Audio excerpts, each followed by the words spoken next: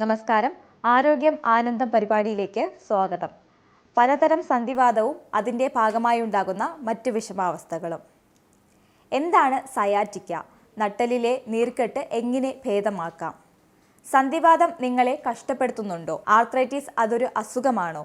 സന്ധിവാതം ഒരു ലക്ഷണമാണെങ്കിൽ അതിൻ്റെ കാരണം പലതാകാം. താൽക്കാലികമായി വേദന ശമിപ്പിച്ചാൽ പരിഹാരമാകുമോ? ഏതാണ്ട് 100ഓളം അസുഖങ്ങളുടെ ലക്ഷണമാണ് സന്ധിവാതം. അതുകൊണ്ട് തന്നെ അതിനെ നിസ്സാരമായി കാണരുതെന്ന ഉപദേശം നൽകുകയാണ് Trivandrum Ruma കെയറിലെ rheumatologist doctor Claxon Alex. പലപ്പോഴും ഒപിയിൽ പേഷ്യൻസ് വന്ന് പറയാറുണ്ട്, ഡോക്ടർ എനിക്ക് സന്ധിവാതമാണ്. അവർ ഡയഗ്നോസുമായിട്ടാണ് വരുന്നത്, എനിക്ക് സന്ധിവാതമാണ്. അപ്പോൾ എന്താ ഈ സന്ധിവാതം? നമുക്കെല്ലാവർക്കും അറിയാം, സന്ധികൾക്കുണ്ടാകുന്ന നീർക്കെട്ടും വേദനയാണ് സന്ധിവാതം. പക്ഷേ സന്ധിവാതം ഒരു അസുഖമാണോ? അതൊരു ഡയഗ്നോസിസ് അല്ല. സന്ധിവാതം ഒരു ലക്ഷണമാണ്. സന്ധികളിൽ ഉണ്ടാകുന്ന നീർക്കെട്ടും വേദനയ്ക്കും പറയുന്ന ഒരു പേര് മാത്രമാണ്. എന്നാൽ ഒരു ഉദാഹരണം പറയാം. സാധാരണ നമുക്ക് പനി വരാറുണ്ട് എല്ലാവർക്കും, അല്ലേ? പനി വരുന്നത് പല കാരണങ്ങൾ കൊണ്ട് കാണും. മൂത്രത്തിൽ ഇൻഫെക്ഷൻ കൊണ്ട് വരാം, ന്യൂമോണിയ കൊണ്ട് വരാം. അപ്പോൾ പനി ഒരു ലക്ഷണവും അതിൻ്റെ കാരണം മറ്റുമാണ്. അപ്പോൾ കാരണം കണ്ടുപിടിച്ച് ചികിത്സിക്കില്ലെങ്കിൽ പനി തുടരും. അപ്പോൾ ആളുകൾ എന്താ ചെയ്യുന്നത്? ഈ വേദന വരുമ്പോൾ അത് സന്ധിവാതമാണെന്ന് വിചാരിച്ച് ചില പെയിൻ കില്ലേഴ്സോ എന്തെങ്കിലും കഴിച്ച് കുറേ കാലം ഇരിക്കും. അപ്പോൾ വേദന ഒന്ന് അടങ്ങും, അവർ വിചാരിക്കും അത് മാറിയെന്ന്. പക്ഷേ വീണ്ടും പൂർവാധികം ശക്തിയോടെ തിരിച്ചു വരും. അപ്പോൾ ഇതുപോലെ തന്നെയാണ് മിക്ക ഓട്ടോ ഇമ്മ്യൂൺ ഡിസീസിലുള്ള സന്ധിവാതത്തിലും നമ്മൾ കാണുന്നത്. പേഷ്യൻസ് പലപ്പോഴും ചെറിയ മരുന്നുകളോ അല്ലെങ്കിൽ സ്റ്റിറോയിഡുകളോ കഴിച്ച് താൽക്കാലികമായി ശമിപ്പിക്കുകയും വീണ്ടും തിരിച്ചു വരും. അപ്പോൾ എന്താണ് ഇതിന് കാരണം? ശരിയായ ഡയഗ്നോസിസ് ഇല്ല എന്നുള്ളതാണ്. അതെന്തിനാ ഡയഗ്നോസിസിൻ്റെ ഇമ്പോർട്ടൻസ് എന്ന് ചോദിച്ചാൽ, ഈ വാതരോഗങ്ങളെ നമ്മൾ 100ഓളം അസുഖങ്ങളുടെ ലക്ഷണങ്ങളാണ് ആയിട്ടാണ് ഈ വാതരോഗങ്ങൾ വരുന്നത്. അതായത് സന്ധികൾക്കുള്ള നീർക്കെട്ടും വേദനയും. ഉദാഹരണത്തിന് ആമവാതം, അതായത് കോമൺ ആയിട്ട് നമ്മൾ പറയുന്ന rheumatoid arthritis, SLE, Sjogren's, gout, spondyloarthritis, psoriatic arthritis, അങ്ങനെ പേര് പറയാൻ പറ്റിയ ഒരുപാട് അസുഖങ്ങളുടെ ലക്ഷണമാണ് ഈ സന്ധികളുടെ നീർക്കെട്ടും വേദനയും. അപ്പോൾ ഇത് ഏതാണെന്നുള്ള ശരിയായ രോഗനിർണ്ണയം വളരെ വളരെ ഇമ്പോർട്ടൻ്റ് ആണ്. കാരണം ഓരോന്നിൻ്റെയും ട്രീറ്റ്മെൻറ്റ് വ്യത്യസ്തമാണ്. എന്താണ് സോറിയാസിസും ആർത്രൈറ്റീസും തമ്മിലുള്ള ബന്ധം? സോറിയാസിസ് ഉള്ള രോഗികളിൽ 30% സന്ധിവാതവും ഉണ്ടാകാം. ഒറ്റപ്പെട്ട സന്ധിവേദനയാകാം സോറിയാറ്റിക് ആർത്രൈറ്റീസിൻ്റെ ലക്ഷണങ്ങൾ. എന്താണ് സോറിയാറ്റിക് ആർത്രൈറ്റിസ്? സോറിയാസിസും ആർത്രൈറ്റിസും തമ്മിൽ എന്താണ് ബന്ധം? അപ്പോൾ സോറിയാസിസ് എല്ലാവർക്കും അറിയാമായിരിക്കും. ഈ ഒരു ത്വക്കിൽ വരുന്ന അസുഖമാണ്. ചെതുമ്പലും ചെറിയ ചുവന്ന പാടുകളുമായിട്ട് ത്വക്കിൽ വരുന്ന ഒരു അസുഖമാണ് സോറിയാസിസ്. ഇതൊരു ഓട്ടോ ഇമ്മ്യൂൺ ഡിസീസാണ്. അപ്പോൾ പല വെറൈറ്റി ഓഫ് സോറിയാസിസ് ഉണ്ട്. അപ്പോൾ ചിലവർക്കത് സ്കാൽപ്പിൽ ചിലർ ഡാൻഡ്രഫ് ആയിട്ടായിരിക്കും. ചിലർക്ക് നെയിൽ സോറിയാസിസ്, നഖത്തിനിടയിൽ മഞ്ഞ അംശമായിട്ട് കാണുകയും ചെറിയ കുഴികൾ പിറ്റിങ് പോലെ കാണുകയും. ചിലർക്ക് പാമോ പ്ലാന്റാർ സോറിയാസിസ് ആയിരിക്കും, കയ്യിലും പാദങ്ങളിലും ഒക്കെ വരുന്ന സോറിയാസിസ്. ചിലത് plaque psoriasis, guttate psoriasis, inverse psoriasis, ഈ മടക്കുകളിലൊക്കെ വരുന്നതിന് ഇൻവേഴ്സ് സോറിയാസിസ്. അങ്ങനെ പല വെറൈറ്റി ഓഫ് സോറിയാസിസ് ഉണ്ട്. അപ്പോൾ സോറിയാസിസ് ഒരു സ്കിൻ പ്രോബ്ലം ആണ് പ്രിഡോമിനൻ്റ്. എന്നാൽ ഒരു 20 മുതൽ 30% സോറിയാസിസ് രോഗികളിൽ നമുക്ക് ആർത്രൈറ്റിസും കാണാം. അതിനെ സോറിയാറ്റിക് ആർത്രൈറ്റിസ് എന്ന് വിളിക്കുന്നു. അപ്പോൾ ഇത് മറ്റ് ആമവാദത്തിൽ നിന്ന് എങ്ങനെ വ്യത്യസ്തമാണെന്ന് നോക്കാം.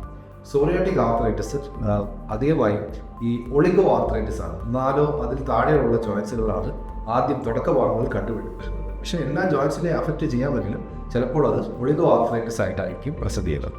അപ്പോൾ അതുപോലെ തന്നെ ഈ സിമെട്രിസിറ്റി, അതായത് ആമവാദത്തിൽ ഈ കൈയിലുണ്ടെങ്കിൽ ഈ കൈയിൽ സാധാരണ കാണും, ഇതുപോലെ കാണത്തില്ല. ചിലപ്പോൾ ഇവിടെ ഒരു കൈ, ഇവിടെ മുട്ടിലൊരു വേദന, പിന്നെ കണങ്കാലിലൊരു വേദന, അങ്ങനെ ഒറ്റപ്പെട്ടും തുടങ്ങുന്ന വാദവുമായിട്ടാണ് പലപ്പോഴും സോറിയാറ്റിക് ആർത്രൈറ്റിസ് തുടങ്ങുന്നത്.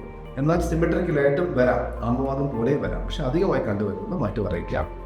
ഇനി എന്തൊക്കെയാണ് ഇതിൻ്റെ മറ്റ് രോഗലക്ഷണങ്ങൾ നോക്കാം. അപ്പോൾ ഇതിൽ വളരെ കോമൺ ആയിട്ട് ഈ ആർത്രൈറ്റിസ് കാണാം. സന്ധികളുണ്ടാകുന്ന നീർക്കെട്ട് വേദന, അത് ആമവാദം പോലെ തന്നെ ബിഹേവ് ചെയ്യാം.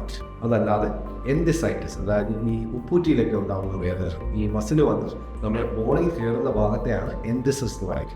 അപ്പോൾ ഇതിലുണ്ടാകുന്ന നീർക്കെട്ട് ഈ സോറിയാറ്റിക് ആർത്രൈറ്റിസിൽ വളരെ കോമൺ ആണ്. ഇപ്പോൾ രാവിലെ കട്ടിലേക്ക് എഴുന്നേറ്റ് നിലത്ത് കുത്തുമ്പോൾ ഭയങ്കര വേദന, ഉപ്പൂറ്റി വേദന, കുറച്ച് നടന്നു നടക്കുമ്പോൾ കുറച്ച് ഭേദമാണ്.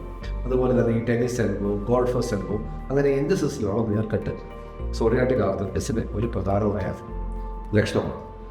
മറ്റ് സോറിയാറ്റിക് ആർത്രൈറ്റിസിൻ്റെ ലക്ഷണങ്ങളാണ് കണ്ണുകളെ അഫക്റ്റ് ചെയ്യാമെന്നുള്ളത്. അപ്പം ഇത് ഈ യുവേറ്റസ് എന്ന് പറയുന്ന കണ്ടീഷൻ, യുവിയ എന്ന് പറയുന്ന കണ്ണിൻ്റെ ഒരു പാടയിൽ ഉണ്ടാകുന്ന നീർക്കെട്ടും വേദനയും ഒക്കെ ആയിട്ട് പ്രസൻറ്റ് ചെയ്യാം. പിന്നീട് ഇത് സ്പൈനിനെ അഫക്റ്റ് ചെയ്യാമെന്നുള്ളതാണ് മറ്റ് പ്രധാനമായിട്ടുള്ള കാര്യം. അതായത് ഇത് നമ്മൾ ജോയിൻസിൻ്റെ കാര്യം പറഞ്ഞു, അതുപോലെ തന്നെ ഈ സ്പൈനിനെ ഈ നടുവിൻ്റെ ഭാഗത്തുള്ള സേക്രോഇലിയാക് ജോയിൻറ്റിലേക്ക്.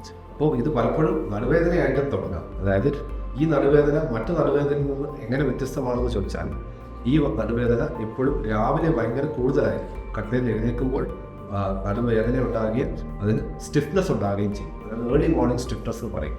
അത് സാധാരണ ഒരു 30 മിനിറ്റ് കൂടുതൽ നിൽക്കും. പോകെ പോകെ ശരിയായിട്ട് നമ്മൾ ഇത് രോഗം കണ്ടുപിടിച്ച് ചികിത്സിച്ചിരിക്കട്ടെ ആ സ്റ്റിഫ്നെസ് കൂടി പിന്നീട് അത് സ്പൈനിനെയൊക്കെ അഫക്റ്റ് ചെയ്യുകയും നമ്മുടെ കഴുത്തിൻ്റെയൊക്കെ മൂവ്മെൻറ്റ്സും ഈ ഫ്ലെക്ഷൻ നമ്മൾ കുനിയാനുള്ള ബുദ്ധിമുട്ടുമൊക്കെ വരുന്നത് സ്പൈൻ നല്ല സ്റ്റിഫായി ചിലപ്പോൾ ഒരു ബാംബൂ സ്റ്റൈൻ ആൻഡൈസിൻ സ്പോൺഡിലൈറ്റിസ് എന്ന് പറയുന്ന അസുഖത്തിൽ കാണുന്ന പോലെ ചിലപ്പോൾ ഒരു ബാംബൂ സ്പൈനൊക്കെ വരാവുന്നതാണ്. പ്രായമായവരിലും ചെറുപ്പക്കാരിലും ഇപ്പോൾ ഒരുപോലെ കണ്ടുവരുന്ന ഒരു അവസ്ഥയാണ് നട്ടെല്ലിലെ നീർക്കെട്ട്. നടുവിൽ നിന്നും കാലിലേക്ക് അരിച്ചിറങ്ങുന്ന വേദന, സയാറ്റിക്ക. വേദന മാത്രമല്ല, തരിപ്പ്, പെരുപ്പ്, മരവിപ്പ് എല്ലാം രോഗിയെ വശം കെടുത്തും. എന്താണ് ഇതിനുള്ള ചികിത്സ? എന്തായാലും സയാറ്റിക്ക അവസ്ഥ 6 മാസം കൊണ്ട് ചികിത്സിച്ച് ഭേദമാക്കാമെന്ന് ഉറപ്പ് നൽകുകയാണ് ട്രിവാൻഡ്രം റുമാ കെയർ ഇന്നോവേഷണൽ സ്പൈൻ സ്പെഷ്യലിസ്റ്റ് ആയ ഡോക്ടർ വിനീത. നമസ്കാരം, ഞാൻ ഡോക്ടർ വിനീത, ട്രിവാൻഡ്രം റുമാ കെയറിൽ ഇൻ്റർവെൻഷണൽ പെയിൻ സ്പെഷ്യലിസ്റ്റാണ്. പ്രായമായവരിലും അതുപോലെ ചെറുപ്പക്കാരിലും നമ്മളിപ്പോൾ സാധാരണയായിട്ട് കണ്ടുവരുന്ന ഒരു കണ്ടീഷനാണ് നടുവിൽ നിന്ന് കാലിലോട്ട് റേഡിയേറ്റ് ചെയ്ത് വരുന്നൊരു വേദന. ഒരു കോമൺ ലാംഗ്വേജിൽ നമ്മളിതിനെ സയാറ്റിക്ക എന്ന് പറയുന്നു. ഈ സയാറ്റിക്ക പെയിൻ്റെ ഒരു പ്രധാനപ്പെട്ട കാരണം ഡിസ്ക് ബൾജാണ്. അതായത് നട്ടലിനെ ഡിസ്ക് പുറകിലോട്ട് തള്ളുമ്പോൾ ഈ നട്ടലിൽ നിന്ന് കാലിലോട്ട് വരുന്ന നെർവിനെ അല്ലെങ്കിൽ നാഡീഞരമ്പിനെ കംപ്രസ് ചെയ്യുന്നു. അങ്ങനെ അവിടെ നീർക്കെട്ടും ഉണ്ടാകുന്നു. ഇതാണ് ഈ ഒരു റേഡിയേറ്റിംഗ് പെയിൻ ഉണ്ടാക്കുന്നത്. അത്തരം പേഷ്യൻസിന് വേദന മാത്രമല്ല, തരിപ്പ്, പെരുപ്പ്, മരവിപ്പ് അങ്ങനെയുള്ള രോഗലക്ഷണങ്ങളും കണ്ടുവരുന്നു. എന്താണ് ഈ സയാറ്റിക്ക പെയിൻ്റെ ട്രീറ്റ്മെൻറ്റ് ഓപ്ഷൻസ്? ഇതിൻ്റെ ഒരു നല്ല കാര്യം എന്ന് വെച്ചാൽ 70% പേഷ്യൻസിന്, പ്രത്യേകിച്ച് ചെറുപ്പക്കാർക്ക്, ഫിസിയോതെറാപ്പി, എക്സസൈസസ്, മരുന്നുകൾ കൊണ്ട് വേദന പൂർണ്ണമായിട്ടും മാറുന്നതാണ്. ഏകദേശം ഒരു 6 weeks to 3 months കൊണ്ട് വേദന പൂർണ്ണമായിട്ടും മാറുന്നതാണ്. ചുരുക്കം ചില പേഷ്യൻസിന് റെഡ് ഫ്ലാഗ് സിംറ്റംസ് നമ്മൾ പറയും. അതായത് മൂത്രം പോകാനോ മലം പോകാനുള്ള ബുദ്ധിമുട്ട്, കാലിൻ്റെ തളർച്ച, അങ്ങനത്തെ ഡേഞ്ചർ സൈൻസ് ഉണ്ടെങ്കിൽ തീർച്ചയായിട്ടും സർജറി വേണ്ടി വരും. പക്ഷേ നമ്മൾ കണ്ടുവരാനുള്ളൊരു സിറ്റുവേഷൻ എന്ന് വെച്ചാൽ പേഷ്യൻസിന് സർജറിയുടെ ആവശ്യമില്ല. എന്നാൽ ഫിസിയോതെറാപ്പിയിലും മെഡിക്കേഷൻസിലൊന്നും വേദന കുറയുന്നില്ല. അതികഠിനമായ വേദനയും അത് കാരണം അവരുടെ ക്വാളിറ്റി ഓഫ് ലൈഫ് ഒരുപാട് അഫക്റ്റഡ് ആവുന്നു. അത്തരം പേഷ്യൻസിന് നമുക്ക് മിനിമലി ഇൻവേസീവായിട്ടുള്ള ഇൻ്റർവെൻഷണൽ ട്രീറ്റ്മെൻറ്റ് മൊഡാലിറ്റീസ് ഉണ്ട്. അതിലൊന്നാണ് എപ്പിഡ്യൂറൽ സ്റ്റിറോയിഡ് ഇഞ്ചക്ഷൻ. അപ്പോൾ ഞാൻ നേരത്തെ പറഞ്ഞു, സയാറ്റിക്കയിൽ ഈ നട്ടലിൽ നിന്ന് കാലിലോട്ട് വരുന്ന നെർവിനെ ഡിസ്ക് ബൾജ് ചെയ്ത് കംപ്രസ് ചെയ്യുന്ന ഒരു കണ്ടീഷനാണ്. അപ്പോൾ ഏത് നെർവാണോ കംപ്രസ്ഡ് ആയിരിക്കുന്നത്, എക്സ്റേയുടെ സഹായത്തോടു കൂടി ആ നെർവിൻ്റെ അടുത്ത് പോയി സ്റ്റിറോയിഡിനെ ഇഞ്ചക്ട് ചെയ്യുന്നതാണ് നമ്മൾ എപ്പിഡ്യൂറൽ സ്റ്റിറോയിഡ് ഇഞ്ചക്ഷൻ എന്ന് പറയുന്നത്. അപ്പോൾ ഇത് എക്സ്റേയുടെ സഹായത്തോടു കൂടി ചെയ്യുന്നത് കൊണ്ടും വളരെ ചെറിയ ഡോസ് സ്റ്റിറോയിഡ് നമ്മൾ ഇടുന്നുള്ളൂ നെർവിൻ്റെ അടുത്ത്. ഈ കാരണങ്ങളൊക്കെ കൊണ്ട് തന്നെ ഈ ഇൻ്റർവെൻഷൻ വളരെയധികം സേഫാണ്. നമ്മൾ ഓറലി ടാബ്ലറ്റായിട്ട് സ്റ്റിറോയിഡ് കഴിക്കുന്നതിനേക്കാളും വളരെ ചെറിയൊരു ഡോസ് മാത്രമാണ് ഈ നെർവിൻ്റെ അടുത്ത് ചെയ്യുന്നത്. അപ്പോൾ സ്റ്റിറോയിഡ് സംബന്ധമായിട്ടുള്ള ബ്ലഡ് പ്രഷർ കൂടും, ഷുഗർ കൂടും, അങ്ങനെയുള്ള പാർശ്വഫലങ്ങളും കുറവാണ്. രണ്ടാമത് മറ്റൊരു ട്രീറ്റ്മെൻറ്റ് ഓപ്ഷൻ എന്ന് വെച്ചാൽ ഓസോൺ ട്രീറ്റ്മെൻ്റ് ആണ്.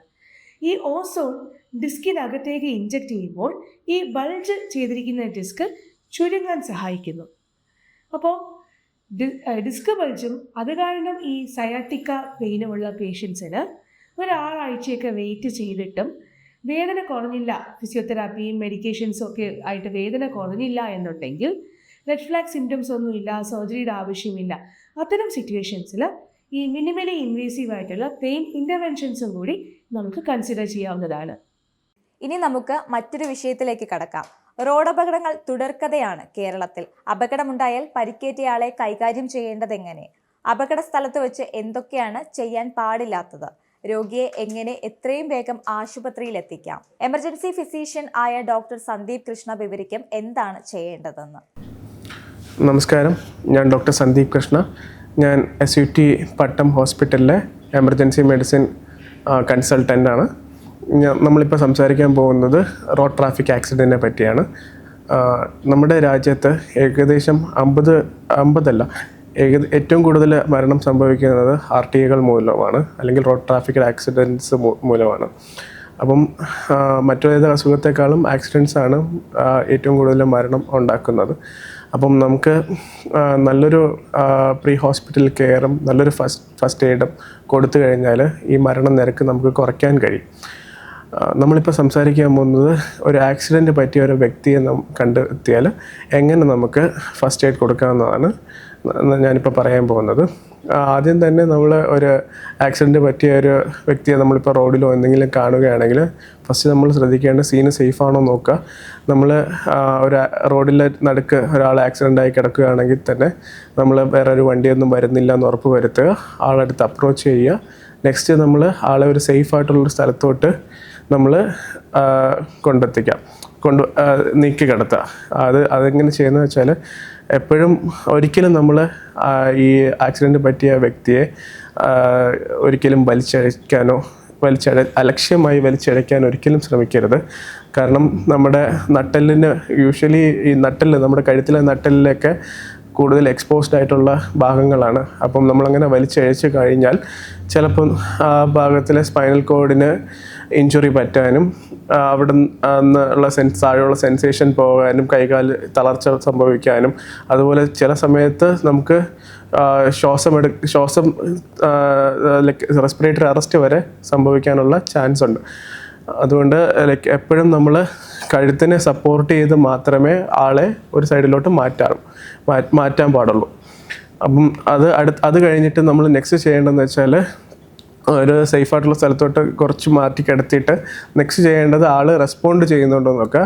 റെസ്പോണ്ട് ചെയ്യുന്നുണ്ടെങ്കിൽ നമുക്ക് ആംബുലൻസിൽ വിളിക്കുകയോ അല്ലെങ്കിൽ ആരെങ്കിലും ഹെൽപ്പിനെ വിളിക്കുകയോ എന്തെങ്കിലും ചെയ്യാം. അപ്പം റെസ്പോണ്ട് ചെയ്യുന്നില്ലെങ്കിൽ നമുക്ക് നെക്സ്റ്റ് നോക്കാൻ പറ്റിയത് ബ്രീത്ത് ചെയ്യുന്നുണ്ടോ നോക്കാം. ബ്രീത്ത് ചെയ്യുന്നില്ലെങ്കിൽ നമുക്ക് പൾസ് നോക്കാം. യൂഷ്വലി നമുക്ക് സെൻട്രൽ പൾസ് നോക്കാം. സെൻട്രൽ പൾസ് നോക്കാൻ അറിയില്ലെങ്കിലും കുഴപ്പമില്ല. നമ്മൾ ആൾ ബ്രീത്ത് ചെയ്യുന്നില്ലെങ്കിൽ നമുക്ക് CPR സ്റ്റാർട്ട് ചെയ്യാം. നെക്സ്റ്റ് നമുക്ക് ചെയ്യാൻ പറ്റിയ കാര്യങ്ങൾ വെച്ചാൽ ഒരിക്കലും ഒരു ആക്സിഡൻറ്റ് പറ്റിയ വ്യക്തിക്ക് നമ്മൾ വെള്ളം കൊടുക്കാനോ അതുപോലെ തന്നെ നമ്മൾ എണീപ്പിച്ച് നിർത്താനോ ഒന്നും ശ്രമിക്കരുത്. കാരണം നമ്മുടെ ഓർഗൻസിൽ നമുക്ക് ആക്സിഡൻറ്റ് പറ്റിയ വ്യക്തികൾക്ക് പെട്ടെന്ന് സംഭവിക്കാൻ ചാൻസ് ഉള്ള ഇഞ്ചുറീസ് തലയിൽ ഇഞ്ചുറി സംഭവിക്കാം. പിന്നെ അതുപോലെ തന്നെ പെട്ടെന്ന് ഇഞ്ചുറി സംഭവിക്കാൻ പറ്റും. നമ്മളെ സ്പൈനിന് ഇഞ്ചുറി എപ്പോഴും പെട്ടെന്ന് സംഭവിക്കാം. യൂഷ്വലി ഈ കഴുത്തിൻ്റെ സ്പൈനിനാണ് ഇഞ്ചുറി സംഭവിക്കാൻ ചാൻസ് ഉള്ളത്. അതുപോലെ തന്നെ ഇൻറ്റേർണൽ ഓർഗൻസിനും ഡാമേജസ് വരാനുള്ള ചാൻസ് ഉണ്ട്. അകത്ത് രക്തസ്രാവം വരാനുള്ള ചാൻസ് ഉണ്ട്. അതുപോലെ തന്നെ വേറെ നമുക്ക് ചെയ്യാൻ പറ്റിയെന്ന് വെച്ചാൽ ഇപ്പം ഒരു സ്ഥലത്തുനിന്ന് രക്തസ്രാവം നമ്മൾ കാണുകയാണെങ്കിൽ നമുക്ക് ആകെ ചെയ്യാൻ പറ്റിയത് കംപ്രസ് ചെയ്ത് പിടിക്കുക, അല്ലെങ്കിൽ നല്ലൊരു തുണി കൊണ്ട് അടച്ചു പിടിക്കുക. അത് മാത്രം നമുക്കിപ്പം ആ ഒരു സ്പോട്ടിൽ നമുക്ക് ചെയ്യാൻ പറ്റുള്ളൂ. പെട്ടെന്ന് തന്നെ ഒരു ആംബുലൻസിൽ എടുത്ത് കൊണ്ടുവരാം. അതാണ് നമുക്ക് നെക്സ്റ്റ് ചെയ്യാൻ പറ്റുന്നത്. ഒരിക്കലും അലക്ഷ്യമായി നമ്മളെപ്പോഴും കാണുന്നതാണ് ഈ ഓട്ടോയിലൊക്കെ അലക്ഷ്യമായി വലിച്ചെടുത്തിട്ട് കൊണ്ടുവരുന്നത്. അങ്ങനെ ചെയ്യുന്നത് ഒരു ശരിയായ രീതിയല്ല.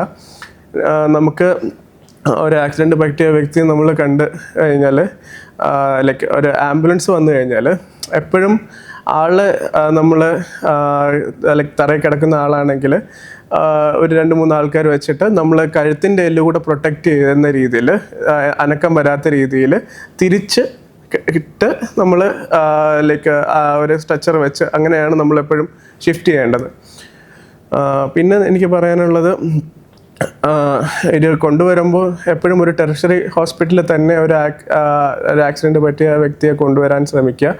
ഈ ടെറിഷറി ഹോസ്പിറ്റലിൽ എന്ന് ഉദ്ദേശിക്കുമ്പോൾ എല്ലാ ഡിപ്പാർട്ട്മെൻറ്റ്സിൻ്റെയും സൗകര്യമുള്ള hospital, ortho, surgery, neuro surgery, എല്ലാ ഡിപ്പാർട്ട്മെൻറ്റ്സും സൗകര്യമുള്ള ഒരു ഹോസ്പിറ്റലിൽ തന്നെ കൊണ്ടുവരാൻ ശ്രമിക്കുക. അതുപോലെ തന്നെ CT ഇമേജിങ്ങും എക്സ്റേസ് ഒക്കെ എടുക്കാൻ പറ്റുന്ന ഒരു ടെറിഷറി കെയറിൽ കൊണ്ടുവരാൻ ശ്രമിക്കുക. ഇതുപോലെ പ്രോപ്പറായിട്ടുള്ള ഫസ്റ്റ് എയ്ഡ് ചെയ്ത് കഴിഞ്ഞാൽ നമുക്കൊരു 50% ഉള്ള നമുക്ക് ഡെത്തും അതുകൊണ്ട് ഉണ്ടാകുന്ന വൈകല്യങ്ങളും നമുക്ക് കുറയ്ക്കാൻ കഴിയും. ഇത് പറഞ്ഞുകൊണ്ട് ഞാൻ നിർത്തുന്നു. നന്ദി, നമസ്കാരം.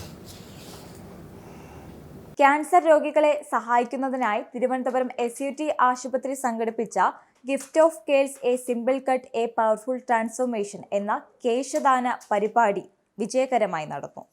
സംസ്ഥാന സർക്കാരിന്റെ ആരോഗ്യം ആനന്ദം അകറ്റാം അർബുദം പരിപാടിയുടെ ഭാഗമായി നടത്തിയ ഗിഫ്റ്റ് ഓഫ് കേഴ്സ് ജില്ലാ കളക്ടർ അനുകുമാരി IAS ഉദ്ഘാടനം ചെയ്തു. ആശുപത്രി CEO കേണൽ രാജീവ് മണ്ണാളി, പ്രശസ്ത ടെലിവിഷൻ താരം Aleena Padikkal, medical superintendent doctor V Rajasekharan Nair, chief liaison officer Radhakrishnan Nair, HR manager Devi Krishna എന്നിവർ ചടങ്ങിൽ പങ്കെടുത്തു. ഏതാണ്ട് 200ഓളം പേർ കേശദാനത്തിൽ പങ്കാളികളാവുകയും SUTയിലെ 4 ഡോക്ടർമാർ കേശദാനം നടത്തി മാതൃകയാവുകയും ചെയ്തു.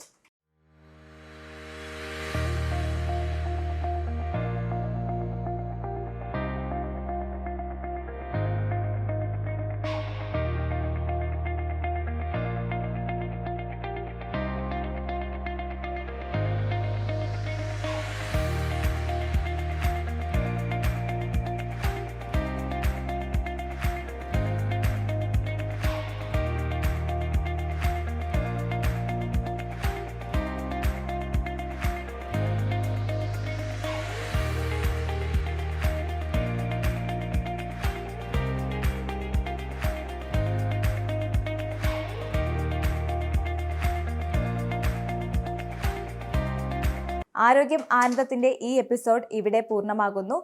ഓരോ രോഗാവസ്ഥയെക്കുറിച്ച് നിങ്ങളെ ബോധവാന്മാരാക്കുകയാണ് ഈ പ്രോഗ്രാമിലൂടെ. കാത്തിരിക്കാം മറ്റൊരു എപ്പിസോഡിനായി അടുത്തയാഴ്ച ഇതേ സമയം.